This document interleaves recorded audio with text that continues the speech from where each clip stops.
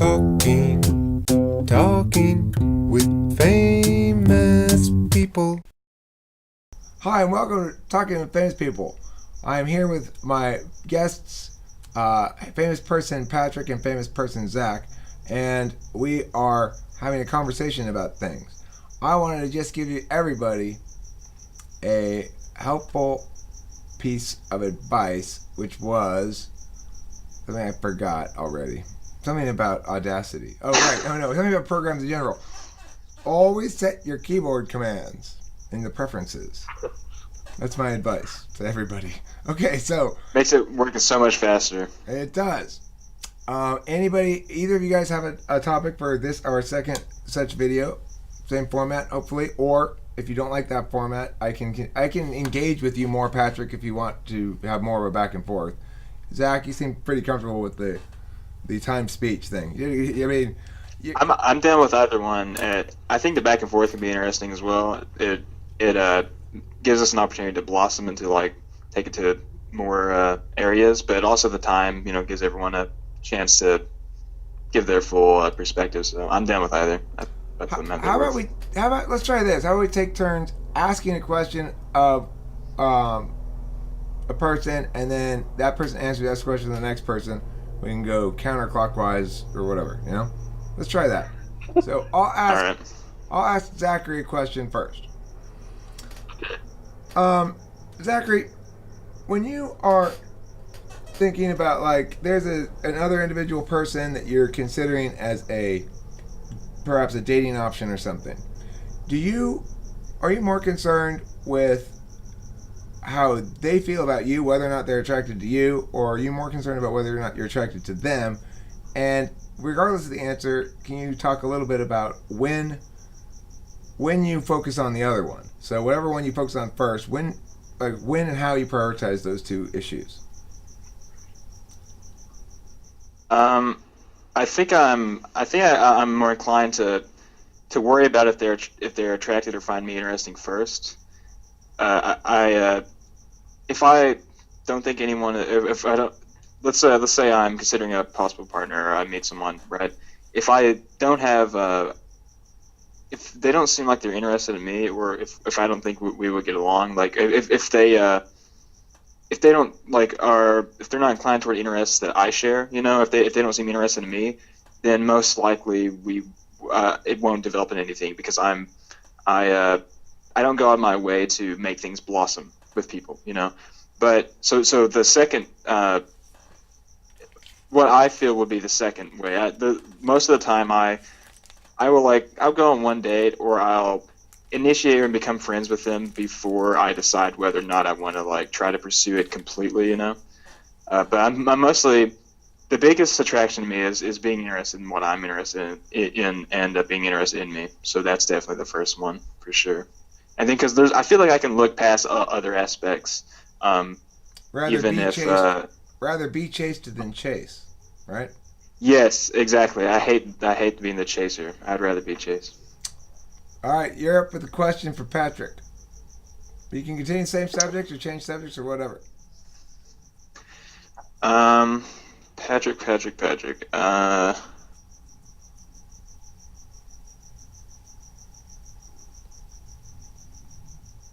I think I'll stick the same question. Yeah, dude. Yeah, when you're considering someone for a romantic connection or a relationship, do you worry more about the former or the latter in regards to them being interested in you, or you chasing them? Ideally, it would be equal footing, but I would prefer to be chased. Actually, You think everyone would? You think everyone would prefer to be chased? I don't think everybody would. FI people don't. FI people care about how they feel about you. Right. I think that everybody wants to be chased a little bit at some point, but there are people who do like the chase more than being chased. But everybody likes to change it up a little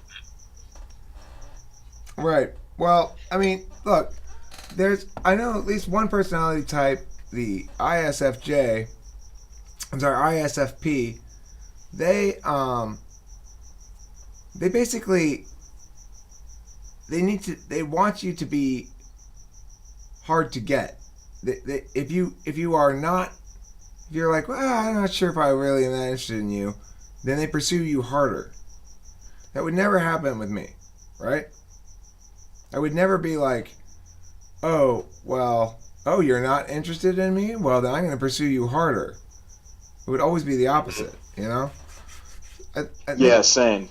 I think that's the difference between FE and FI in terms of relationship stuff, basically, is we portray FI people as selfish, but I don't think that's really what it is. It's just they know something we don't. Yeah, I don't think that's not what it is at all. You don't think what is? First of all, Patrick, your audio is shitty as hell. Can you either try to make it more consistent than that or something? I don't know. Your audio keeps cutting in and out and moving the speaker back and forth, trying to get you at the right levels. It might just be my voice is shitty as hell. No, it's not. No, it's I don't actually have headphones on. I thought I was talking through the headphone mic, but maybe it's going through the phone. I'm not sure. Okay, well, sometimes you're loud and sometimes you're not. So I don't know. How about now? Now it's worse. way worse. Way worse. Yeah. Okay. That's better. That's way better. Oh man. Yeah, whatever you just did, it really helped it. Yeah. Is that better now? No, that's Oh, worse. All right. Well, look, Patrick, figure this out. Figure out the audio. Let me ask Zachary, I'll ask you another question.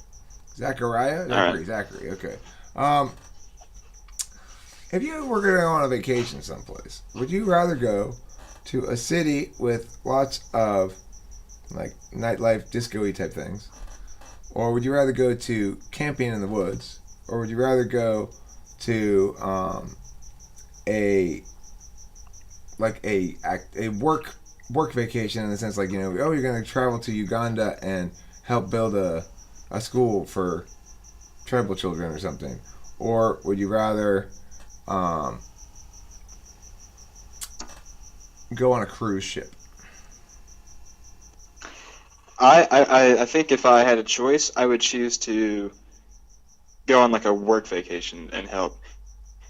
Part of me wants to say like in the woods, like there's a part of me that thinks like it's very introspective, it's relaxing, but I find myself every time I take the initiative to be in a situation that's kind of isolative, I always get extremely bored, even though I before I go, I think that I won't be, right? I think that it'll be interesting, and then when I get there, I just completely just like wish I didn't, you know what I mean? So I think like going on a work vacation and helping out in some way, like in another country, I think that would be really interesting. I'd actually be down to do that right now, You figured that thing out about isolation really young, dude. I didn't figure that out for a while. I kept making the same mistake over and over again, like going, this sounds like a really good idea, and I'm going to go do it. But I'm all by myself. But I tell you one thing, I have gone camping by myself on a few different occasions, and if you bring enough stuff, like I brought paper pads and pens and stuff and would write, and like now I'd probably have more fun because I'd make a lot of videos. But last time I went camping, I wasn't making videos though, so I don't know. If you anything's more fun if you make a video when you're doing it. If you're driving around. Yeah. I hate driving around. Unless I'm making a video, then it's fun, right? Yeah, I hate driving too. It's just like a means to an end for me. I hate it. It is. But now it's the key. I'm deciding increasingly that life's key job is to kill as many birds with as few stones as possible. So, whenever you can double up shit like that, if I gotta drive, I might as well make it useful for something. Patrick, how's your audio? It's just getting worse and worse. Now, it's no longer in existence now. Yeah, I know. His phone's like at the bottom of the well now or something. All right. Do you have any questions for me? Let's see.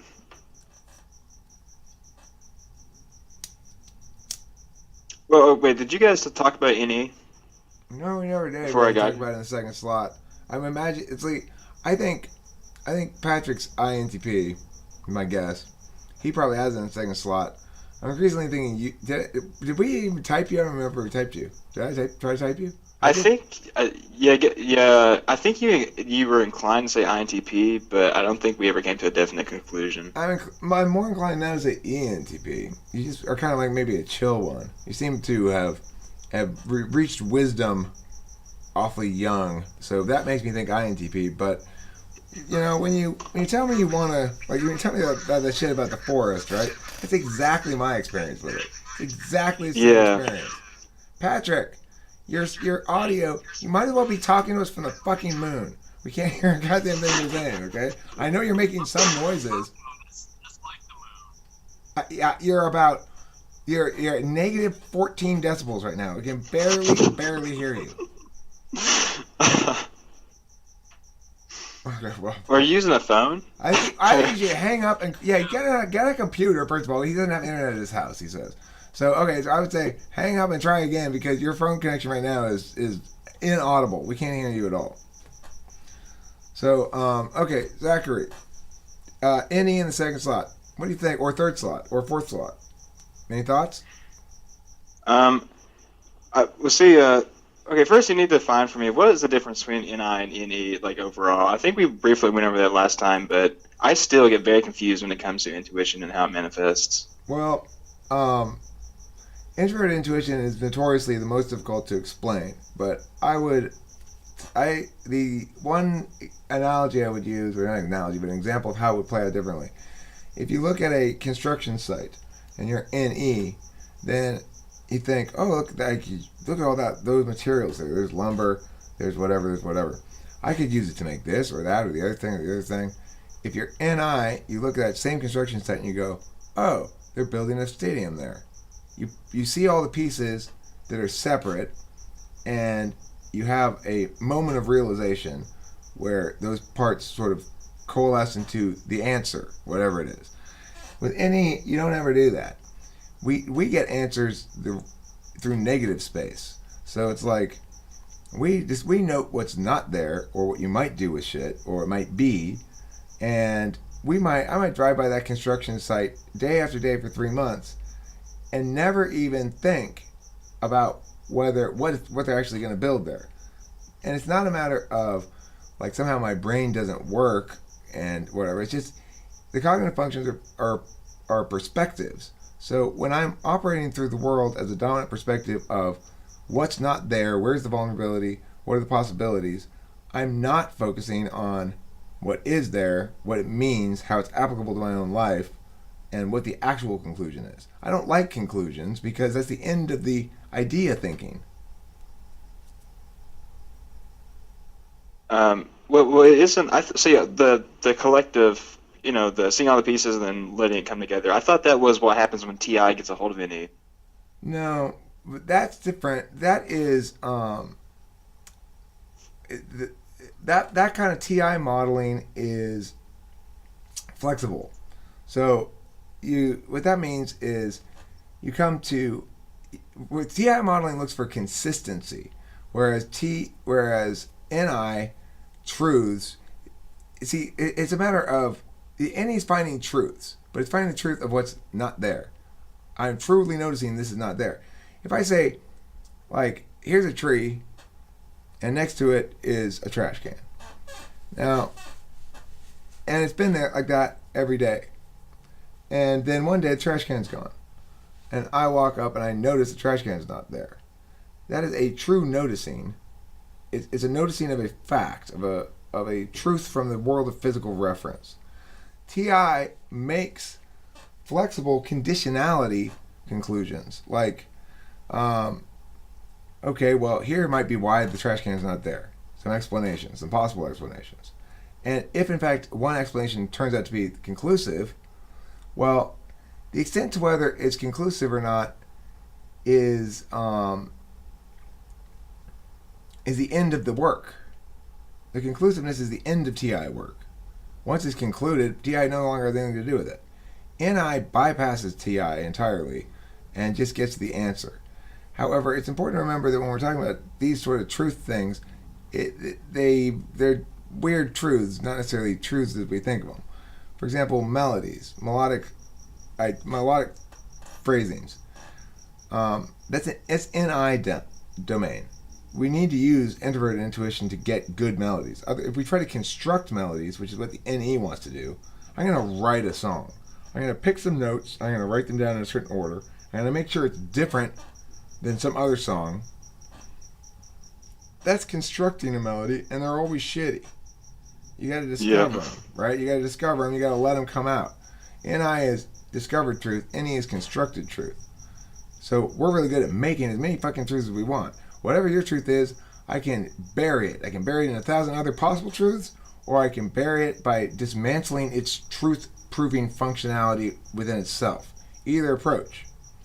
Or any So that's why other TI approach. works so well in arguments. Right. TI and NE do that. So we are not actually finding truths. We are getting rid of everything that's not truth, and whatever's left, that's what the truth is. I see. So how does TE affect NI? Well, TE is the way that NI makes. TE is the way that people make NI useful. TI is the way that people make NE useful if you're an extrovert intuitive. If you're dominant N. So a TE person will say, like Mega Bro. When I talk to Mega Bro and he's TE, he's NITE, he's the opposite of an ENTP. So he has an idea, and we get the idea talked out, and then he wants very much to quote unquote finish that episode. Like, let's finish this topic and let's put it all out there. Now it's done, that episode. And to me, we just talked about the idea, and we generated some other ideas about it, and that was fun, and that's the whole fucking point. Yeah. And there's no other point to it.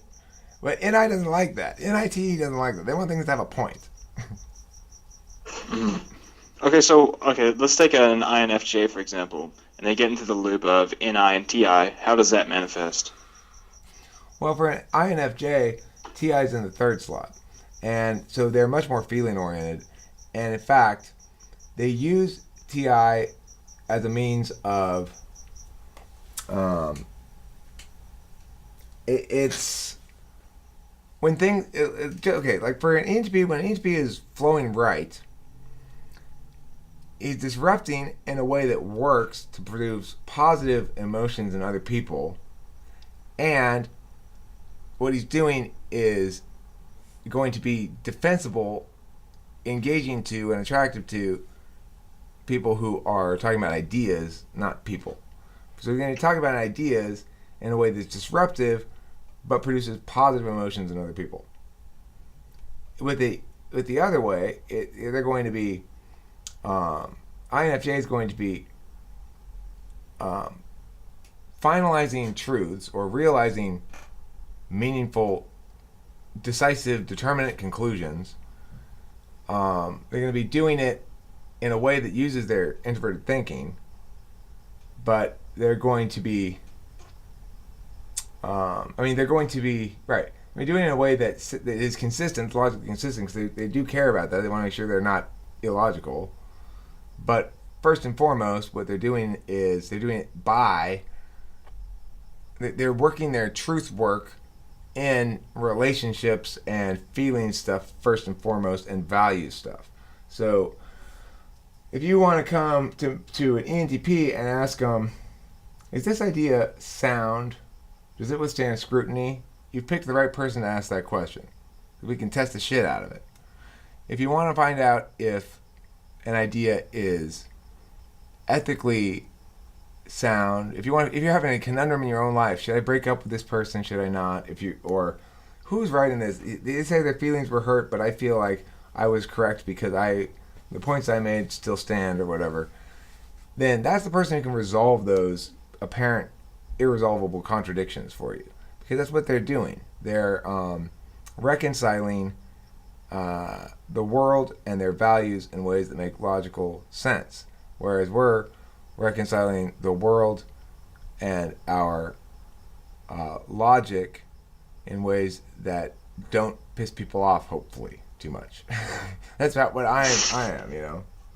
But we do piss people off. I piss people off unavoidably. I pissed somebody off today, so, you know. That just happens.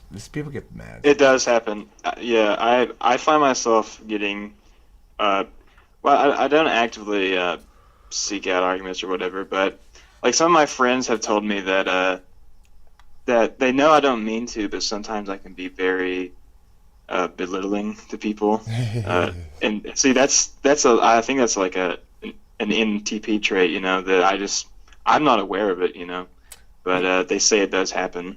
Well, because you're engaging them on the ideas. You know, you're saying, okay, you just said X, and then you just said this thing, but that thing means not X, so what the fuck? You know? Yeah. I'm going camera shy for a second. Will you talk a little bit about your own understanding of how in your own life you use N, E, and T, I together? And based on what I've been talking about right there, do you think that NE serves TI or TI serves NE for you? And I'm going to camera shot for a sec. Here you go. So does TI serve NE or does NE serve TI? I would guess that I feel like my NE serves my TI, and that's because I don't actively search out new experiences and interactions with people, and it just kind of happens on its own. And the TI, I feel, is I didn't realize I used TI as much until I started reading about MBTI and cognitive functions, and I kind of identify. I feel like people around me are able to identify my TI better than I can. I mean, they don't know anything about cognitive functions, but I'll ask them, you know, questions if they think that I, you know, use TI, or if I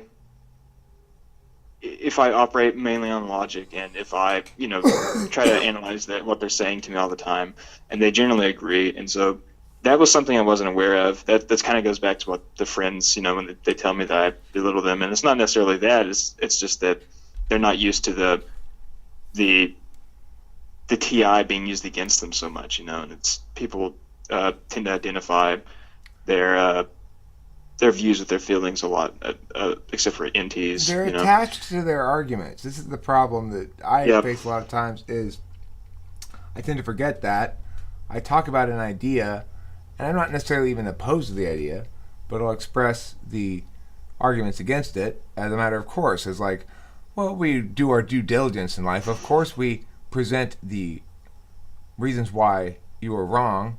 Just as I present the reasons to myself why I am wrong first before I settle in on any idea. Let's just present. Here's all the reasons why you're wrong, and here's all the reasons why I'm wrong. Here's all the reasons why you're wrong. Now, who is least wrong? That's the way. That's the way things ought to be done in my world. Other people might say, "Hold on. I'm only happy with one part of that, Eric. The reasons why you are wrong is fine. You can talk about that because that's you, and you can talk about why you're wrong. But me, you shouldn't be talking about why I'm wrong." And then my position is, well, no, it's not me or you.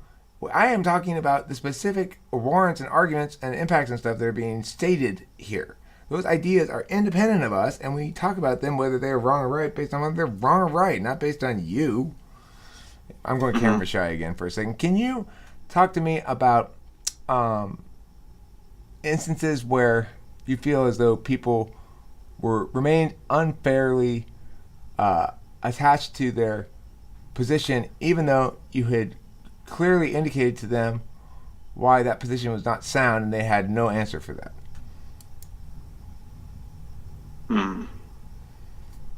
Let's see. The last time that happened, I think that the last time I actually got into a discussion where I guess I used my TI was I was hanging out with a bunch of friends, and one of them had their girlfriends over, or one of them had their girlfriend over, and she she said she had an interest in politics, so I inquired, what her views were. And of course, she was, voting for Bernie, feeling the burn. And so I pretty much asked her, to explain, why exactly she agree with the economic policy, but what exactly she agreed with. And she pretty much couldn't even explain, like, she didn't have an understanding of how, like the redistribution of wealth and et cetera, how it even works.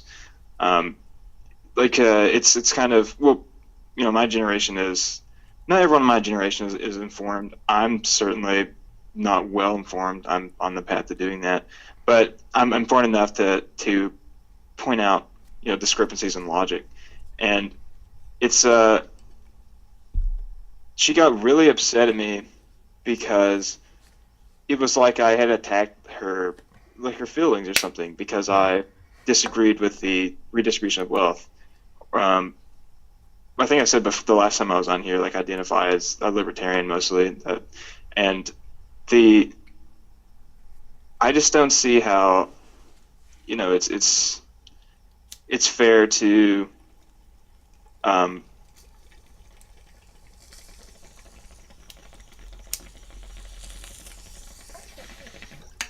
I just don't see, like, the people deserve a standard of living. I think that's what I talked about last time on here too. That doesn't make logical sense to me. It seems like there's a metaphysical claim there. What is it? Right, yeah, it's a good way to put it. Patrick, are you still there? Yeah, I've been listening to you guys. Oh, you have your sounds a little bit better. Talk to us for a second. Well, what did you say, that people don't deserve a standard of living? He's Yes. saying it makes a metaphysical claim, which is a great expression, by the way. I'm totally fucking copying that. The problem with that is what you're saying. I mean, it is something really practical, right? Like, I think we should go to the store. But you don't seem to realize that you're making a metaphysical claim. I love that. Great. Well, people don't deserve a standard of living, but at the same time, a lot of the shit that people suffer with isn't all their own doing. Okay. Yes. That. There's a lot of unused potential in, the socioeconomically disadvantaged. Okay. Correct, Patrick. But there's very little potential in the audio disadvantaged. People who cannot be heard have very little ability to communicate with us, other people. So yeah, I got your gist of what you're saying here. No, I understand that there is a lot of potentiality to be extracted from the universe by those people who have that potentiality on their terms. On their terms. The problem with the sense that somebody is entitled to a standard of living is it makes a metaphysical claim. It does, for sure. I'm not saying people are entitled to it, but when you see generations of people suffering from the same mental maladies that their ancestors have been like who? suffering from. Who are you talking about? Mental maladies? Yeah, being poor is a mindset. Being poor is not a mindset. It is. It's learned. I guarantee it's learned. Just like being rich is learned. It's learned. Being poor is learned. Being rich is learned. Well, then how come I've been both?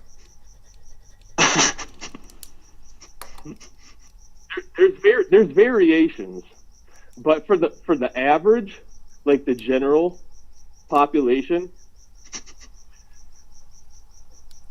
Okay, well, are we gonna have? Keep laughing. Are we? Because it's insane. Because it's insane. I'll tell you what. You can keep laughing.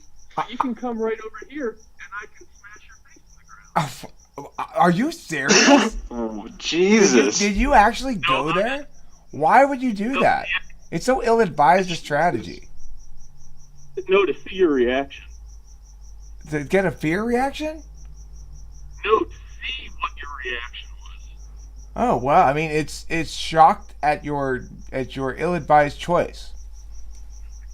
Okay, I was just actually testing something there. Okay, okay. Well, regardless of that, um, the thing is, yeah, poor is not a mindset because if it were a mindset, then it wouldn't be something that we could refer to meaningfully in the sense that So, each person would have to agree with our definition of it, right? okay, okay, what's your definition of it? Well, it would have to be understanding that it's necessarily a label that's affixed to a group, and therefore it's probably not a good idea to use it in general to talk about any individual people. But I would say that for sure, um, it would be the bottom quintile, maybe. I mean, it's relative, right? There's two definitions of poverty. There's absolute poverty and relative poverty. Absolute poverty is defined as Right. less than $1.50 a day.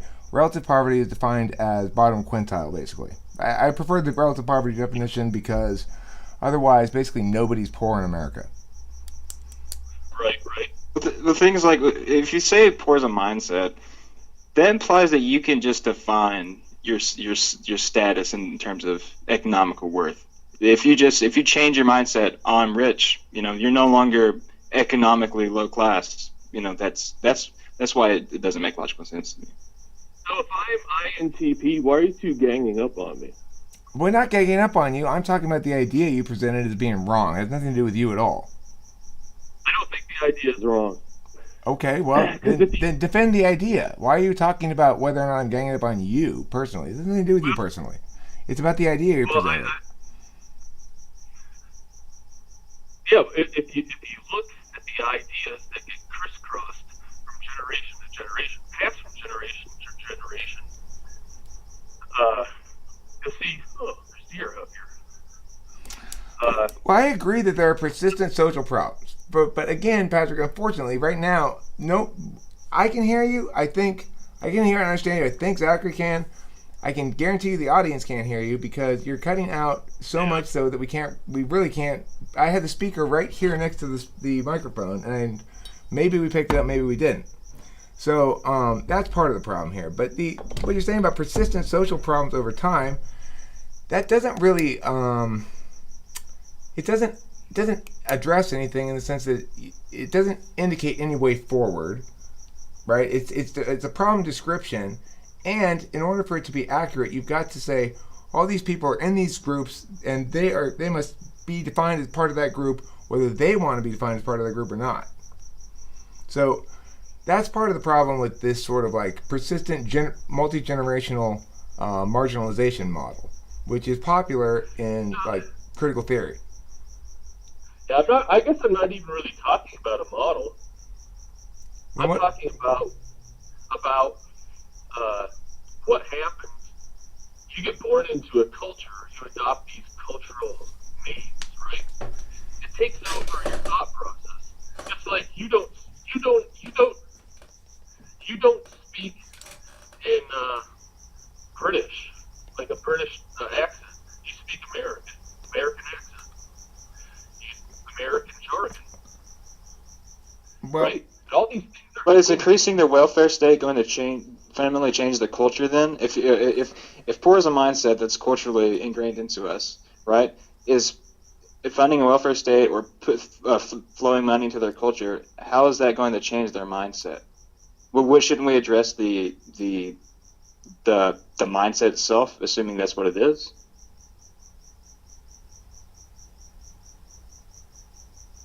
all right. I think your audio is completely cut out at this point, Patrick. Um, I can't have any more of these audio problems on this video. I want to wrap this video up and stop it. And we're gonna do a little. I want to do a little. What do you call it? Debrief, sort of. Post video talk right now here. Let me just talk with Zachary for a second. I'll get any last words from you. We'll try to get the audio on it, and then I'm gonna stop this video. Okay, so first of all, as I wind this video down, that was intense. I'm still feeling intense about it. I'm still feeling the rush of fucking adrenaline. That I completely unexpected out of the blue, and absolutely evoked whatever reaction you were looking to get, I would strongly, strongly advise against doing that, because most people are going to just drop you like a hot potato the second those words come out of your mouth, and just like you're gone. I mean, you can't say that shit. So, and then you really can't really retract it. You know, it doesn't really retract very well. So, I offer this as a sort of rhetorical referee, right? I'm not attacking you personally. I'm just saying those sort of rhetorical things are not those rhetorical elements are not permitted in this forum. Any other thoughts anyone wants to share? I apologize. I didn't mean to like laugh at your view, Patrick. But I was just like, I don't know. It was just like the way the conversation was going. It just seemed kind of funny to me. I don't know. I wasn't like literally laughing at your idea. Zachary, I mean, I guess I was literally laughing, but I wasn't. Zachary, that's why your friends say you belittle them. Exactly. I caught on to that part. I was. That's it. Nice. It was really nice of you to demonstrate it for the audience. I appreciate that. Okay, we're gonna stop this video. Sorry, Patrick. We're gonna stop this video. Patrick, do you have anything else you want to say before I let us go here? No? Okay, cool. Talking with famous people.